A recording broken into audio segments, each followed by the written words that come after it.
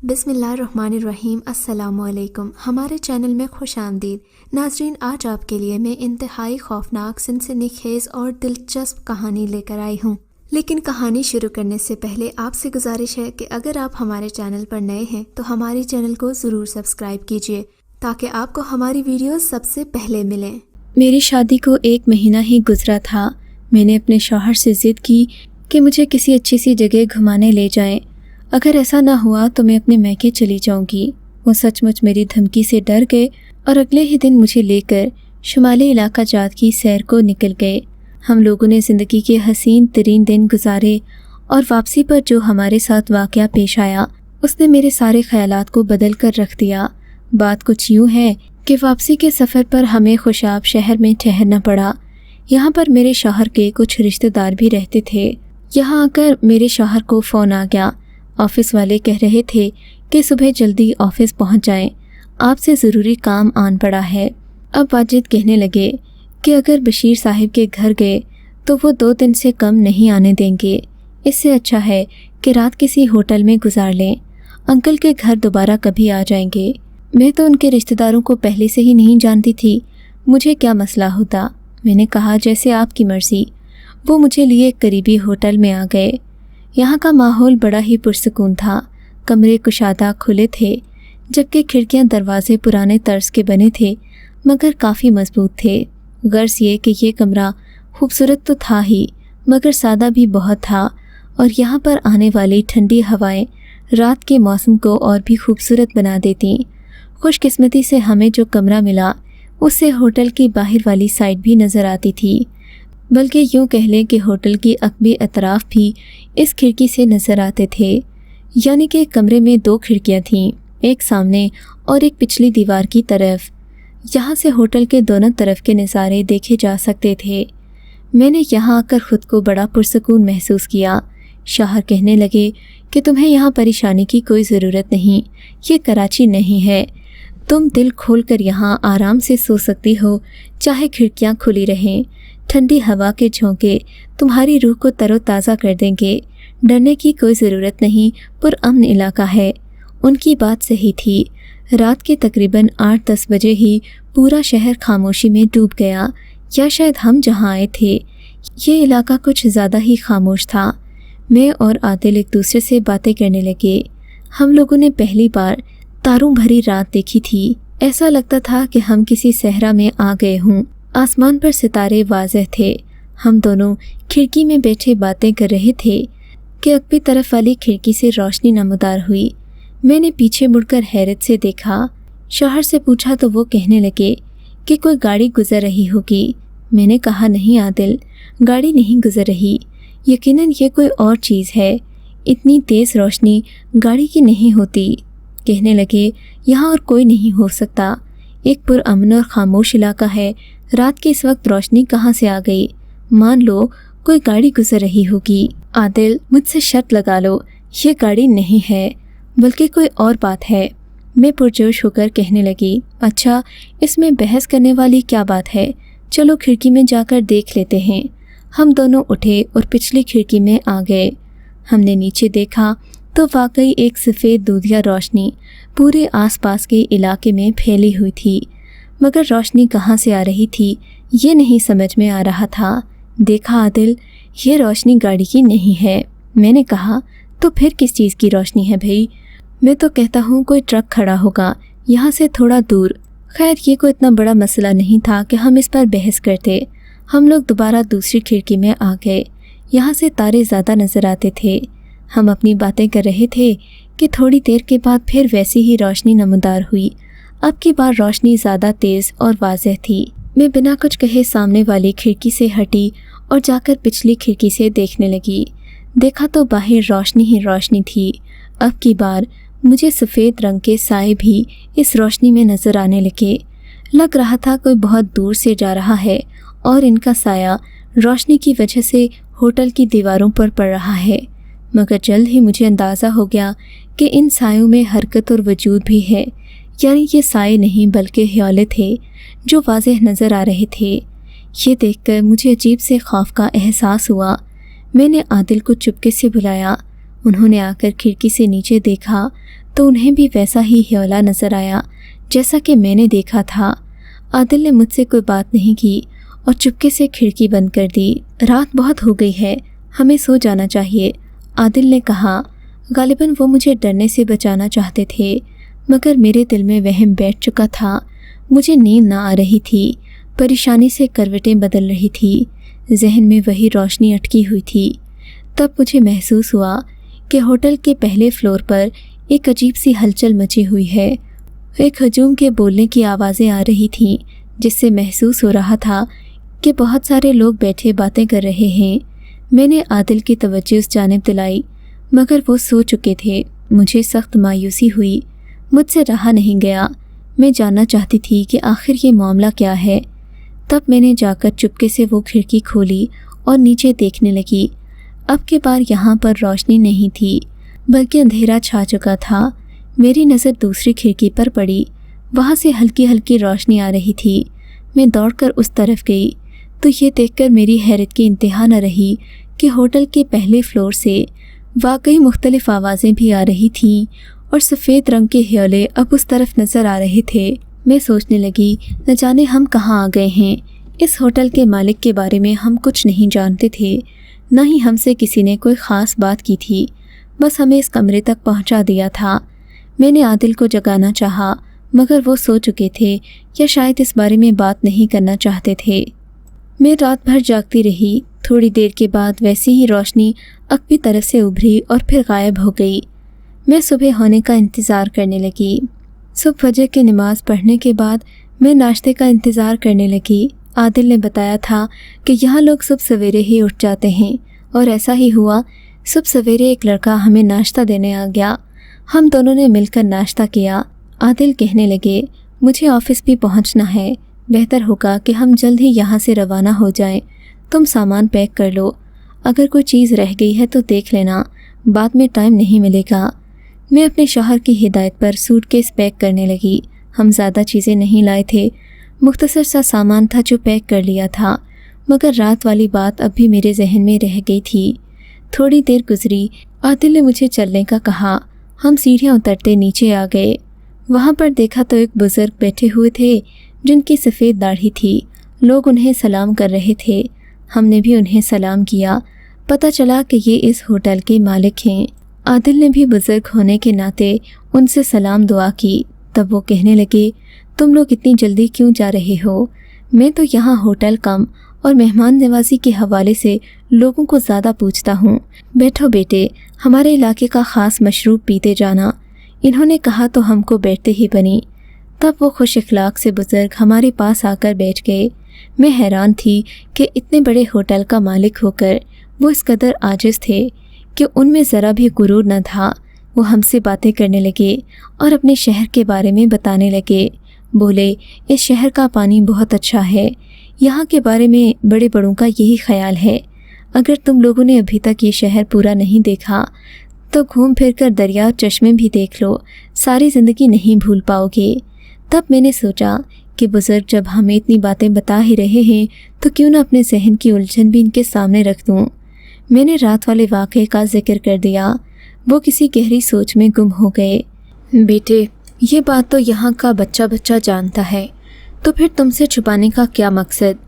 لیکن یاد رکھنا کہ یہاں پر آنے والے کسی شخص کے کان میں یہ بات کبھی مت ڈالنا، یا پھر یہ واقعہ ان لوگوں کو اس ہوٹل کے حوالے سے مت سنانا، ورنہ لوگ یہاں آنا چھوڑ دیں گے۔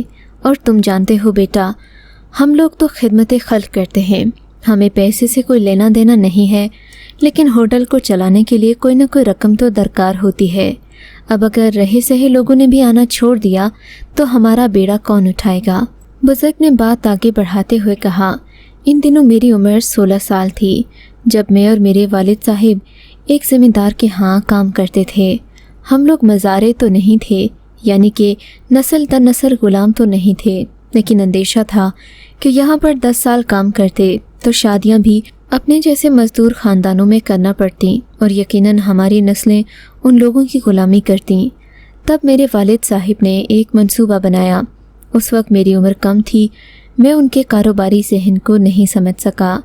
والد مجھے کہنے لگے، کیوں نہ ہم لوگ اپنا کاروبار کریں، اس سے ہمیں بے شک آمدن کم ہوگی مگر ہمارے لیے مستقبل کی کوئی امید تو ہوگی۔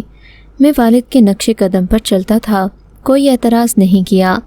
اگلے دن ہم لوگوں کے ہاتھ جو رقم لگی ہم نے اسے 10 کلو چاول خرید کر رکھ لیے۔ 2 دن کے بعد مزید بچت ہوئی تو کچھ گوشت اور مسالے بھی لے لیے۔ ان دنوں گوشت کو خشک کر کے ہوا میں لٹکایا جاتا تھا تو گوشت دنوں تک خراب نہیں ہوتا تھا۔ ہم لوگوں نے گوشت لے کر 2 دن رکھا اور پھر بالآخر ابا نے اپنے کاروباری منصوبے کو عملی جامہ پہنانے کے لیے شہر کی ایک قدرے مصروف جگہ کا انتخاب کیا۔ یہاں پر لوگوں کا آنا جانا کافی زیادہ ہوتا تھا۔ بابا کو دیگ بنانے کا تجربہ کافی پہلے سے تھا، کیونکہ ہمارے ایک چچا شادیوں میں دیگیں بنایا کرتے تھے اور لوگ ان کے ہاتھ کا ذائقہ پسند کرتے تھے۔ کچھ عرصہ چچا نے میرے ابا کو بھی اپنے ساتھ رکھا تھا۔ ان دنوں ابا کے حالات صحیح تھے، اس لیے انہوں نے کبھی بھی یہ فن سیکھنے کی کوشش نہیں کی، لیکن حالات نے اس قدر مجبور کر دیا کہ ہم مزدوری کرنے پر راضی ہو گئے تھے۔ اس لیے اب سوچا کہ مزدوری سے اچھا ہے ہم اس کاروبار کا ہی آغاز کریں۔ پہلی دیگ جب ابا نے بنائی تو ہمیں یقین نہیں تھا کہ ذائقہ اس قدر اعلیٰ ہوگا۔ خیر ہم لوگوں نے اپنے مصالحے وغیرہ کی مقدار اپنے ساتھ محفوظ کر لی۔ اب ہم اسی ذائقے پر مزید دیگیں بناتے گئے۔ ہماری پہلی دیگ جب پک کر تیار ہوئی تو ہم نے اس میں سے کھانا غریبوں میں بھی بانٹا۔ ہمیں اس دیگ سے منافع نہیں ہوا تھا، بلکہ جو رقم خرچ ہوئی تھی مشکل سے وہ پوری ہوئی، لیکن ہمارا تجربہ کامیاب رہا۔ مطلب جن لوگوں نے ہمارے بنے ہوئے چاول کھائے وہ ہاتھ چاٹتے رہ گئے۔ اگلے دن ابا نے پھر سے دیگ لگائی، کیونکہ ہمارے پاس اب اصل رقم واپس آ گئی تھی۔ اگلے دن دیگ لگائی تو کل والے لوگ بھی ہماری دکان پر آ گئے۔ رفتہ رفتہ ہماری یہ دیگ جو کہ فی الحال کھلے آسمان تلے تھی مشہور ہونے لگی۔ یوں 1 سے 2 دیگیں اور پھر ایک ٹھیلا بن گیا جس پر ہم لوگ دن بھر چاول بیچتے۔ اب ذمہ دار کے ہاں دہاڑی لگانے کی ضرورت پیش نہیں آتی تھی۔ ایک دن ہم لوگ چاول بیچ کر فارغ ہو گئے۔ مغرب کا وقت تھا، تقریباً 2 کلو چاول رہ گئے تھے جو ہم اپنے گھر لے جانے والے تھے۔ تبھی ہم نے دیکھا دور سے 3-4 آدمی آ رہے ہیں۔ یہ تقریباً بزرگ لوگ تھے، ان کی سفید داڑھیاں تھیں اور ان کے ساتھ 2 عورتیں بھی تھیں۔ بزرگ لوگوں کو چاول دینے کا کوئی ارادہ تو نہیں تھا کیونکہ یہ ہمارے حصے کا کھانا تھا، لیکن وہ ہمارے پاس آ کر بیٹھ گئے۔ ان کی طلبگار نگاہیں دیکھ کر ہم لوگ سمجھ گئے کہ یہ یہاں چاول کھانے ہی آئے ہیں، مگر ان کے پاس روپے نہیں تھے۔ کہنے لگے آپ ہمیں فی سبیل اللہ کھانا کھلا دیں، ہم مسافر لوگ ہیں۔ اس وقت دل تو نہ چاہتا تھا، لیکن انہوں نے اللہ کا نام لیا۔ ہمیں مجبوراً ان کو چاول نکال کر دینا پڑے۔ میرے اور ابا کے لیے ایک نوالا بھی نہیں بچا۔ اس دن ہم نے خاص محنت سے کھانا بنایا تھا، گوشت بھی زیادہ تھا، ہمارے لیے عموماً بچتا نہیں ہوتا تھا، لیکن آج ہم نے اپنے لیے بھی کافی گوشت بچایا تھا۔ اماں بھی کہہ رہی تھیں کہ کافی دن سے گھر میں کچھ اچھا نہیں کھایا۔ خیر ہم نے مہمانداری کا تقاضا پورا کیا اور ان لوگوں کو اپنے حصے کی خوراک کھلا دی۔ یہ لوگ شکریہ ادا کر کے چلے گئے اور میں اور ابا گھر واپس آ گئے۔ ہمیں دیکھ کر بہن بھائی اداس ہو گئے کیونکہ آج ہم پھر خالی ہاتھ آئے تھے۔ البتہ اگلے دن ایک ایسا واقعہ پیش آیا جس نے میری زندگی کو بدل کر رکھ دیا بیٹا۔ صبح صبح ہمارے پاس ایک آدمی آیا، کہنے لگا آپ کو ہمارے سردار نے ملنے کے لیے بلایا ہے۔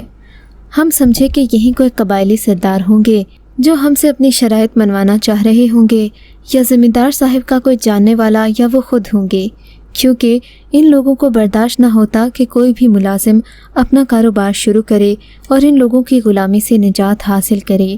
لیکن جب یہ شخص ہمیں لے کر گیا تو وہ یہی عمارت تھی جہاں تم ابھی بیٹھے ہو۔ یہ عمارت آج سے 20 سال پہلے بھی بالکل ایسی ہی تھی جیسی کہ آج ہے۔ یہاں پر بیٹھے ایک بارونق شخص نے مجھ سے گفتگو کا آغاز کیا تو میں سمجھ گیا کہ میں کسی اور ہی مخلوق سے مخاطب ہوں۔ ان کے چہرے سے پھوٹتا نور ان کی روحانیت کی گواہی دے رہا تھا۔ بزرگ نے مجھے یہ خوشخبری دی کہ انہیں ہماری مہمان نوازی پسند آئی ہے، اور یہ کہ یہ عمارت جس میں کبھی کوئی انسان آج تک قیام نہیں کر سکا، ہمیں ہوٹل کھولنے کے لیے دے دی جائے گی۔ ان بزرگ کی بات سن کر میں اور ابا حیران رہ گئے۔ مگر جناب ہمارے پاس کرائے کے لیے پیسے نہیں ہیں۔ ابا نے ڈرتے ڈرتے کہا تم سے کرایہ مانگ کون رہا ہے بشیر احمد؟ بزرگ کے منہ سے اپنا نام سن کر ابا اور بھی حیران رہ گئے۔ تم نے جو مہمان نوازی ہمارے قبیلے کے سامنے ظاہر کی ہے، یہ اس کا صلہ ہے۔ تمہیں یہاں سے کوئی نہیں نکال سکتا۔ اگر کوئی ایسی کوشش کرے گا تو اس سے ہم خود نمٹ لیں گے۔ بزرگ کی بات سن کر میں اور ابا منہ میں انگلیاں دابے رہ گئے۔ ہم نے سوچا نہیں تھا کہ ہمارا کام اس قدر آسان ہو جائے گا۔ پھر بزرگ نے ہمیں اس ہوٹل کی چابیاں دیں، کہنے لگے کہ اس کمرے کو تم لوگ کھانے پکانے کے لیے استعمال کرو، باقی یہاں سے گزرنے والا ہر شخص تمہیں کوئی نہ کوئی رقم تو ادا کر ہی دے گا، مگر یاد رکھو لالچ مت کرنا۔ یہاں سے گزرنے والے قافلے تمہیں چاول، گوشت اور دیگر اشیاء دے جائیں گے، تمہیں اس کی فکر کرنے کی ضرورت نہیں، بس تمہیں کرنا یہ ہے کہ کھانا پکانا ہے اور لوگوں میں بانٹ دینا ہے۔ اگر یہاں سے ہمارا کوئی قافلہ گزرے گا تو اسے بھی تم لوگ کھانا کھلانے کے پابند ہو، لیکن تمہیں سامان کی فکر کرنے کی ضرورت نہیں، صرف تمہارا وقت لگے گا اور اس کے بدلے تم جو چاہو گے تمہیں ملے گا، لیکن لالچ نہیں کرنا، ورنہ تم بھی مارے جاؤ گے اور ہم بھی تمہارے لیے کچھ نہ کر سکیں گے۔ بزرگ کی بات سن کر ہم تو کافی حیران ہوئے۔ گھر آ کر اماں سے ذکر کیا۔ انہوں نے ہمیں اپنے ارادے سے باز رہنے کا کہا، کہنے لگیں کہ یہ کام خطرناک ہے، نہ جانے یہ کس قسم کے لوگ ہیں، انسان بھی ہیں یا نہیں۔ مگر پھر اگلے دن ہمیں ذمہ دار صاحب کی طرف سے جو دھمکی ملی، اس سے ہم لوگ اپنی جگہ چھوڑنے پر مجبور ہو گئے۔ ہم نے اس ہوٹل میں جا کر اپنا کاروبار نئے سرے سے شروع کیا۔ کاروبار میں اللہ نے برکت دی اور یہ ہوٹل دن دگنی رات چگنی ترقی کرنے لگا، مگر ہم نے کبھی لالچ نہیں کیا۔ سفید رنگ کے کپڑوں میں ملبوس قافلے جب بھی یہاں سے گزرتے ہیں ہم انہیں کھانا کھلاتے ہیں، لیکن اب اس ہوٹل کی شہرت آہستہ آہستہ بڑھ رہی ہے۔ لوگوں کو سمجھ میں آ گیا ہے کہ یہاں کوئی اور مخلوق بھی آتی ہے، اس لیے لوگوں نے آنا جانا کم کر دیا ہے۔ مگر بیٹے، یہاں پر آنے والے کسی شخص کو کبھی کوئی نقصان نہیں ہوا۔ تم لوگ دوبارہ خوشاب آؤ تو یہیں سے ہوتے جانا، تمہیں کوئی تنگی نہیں ہوگی۔ بزرگ اپنی بات ختم کر کے کھڑے ہو گئے۔ اس کا مطلب تھا کہ ہم بھی جا سکتے ہیں۔ ہم لوگ راستہ بھر اسی ہوٹل کی باتیں کرتے رہے۔ اب تو اس بات کو 5 سال گزر گئے، دوبارہ خوشاب جانا نہیں ہوا۔ پچھلے دنوں بشیر انکل کا فون آیا تھا، وہ ہمیں اپنے گھر آنے کا کہہ رہے تھے۔ میرا تو دل چاہتا ہے کہ میں دوبارہ اسی ہوٹل میں جاؤں، مگر عادل کہتے ہیں کہ ہمیں وہاں نہیں جانا چاہیے۔ اب آپ بتائیں میں کیا کروں؟ اگر آپ کو یہ کہانی اچھی لگی ہے تو اس ویڈیو کو لائک کیجیے اور اس طرح کی مزید ویڈیوز دیکھنے کے لیے ہمارے چینل کو سبسکرائب کیجیے۔ اور ہاں، اگر آپ کی کسی دوست، رشتہ دار یا بہن کے ساتھ خدا نہ کرے ایسا کوئی واقعہ پیش آیا ہے تو ہمیں کامنٹ سیکشن میں اس کے بارے میں ضرور بتائیے۔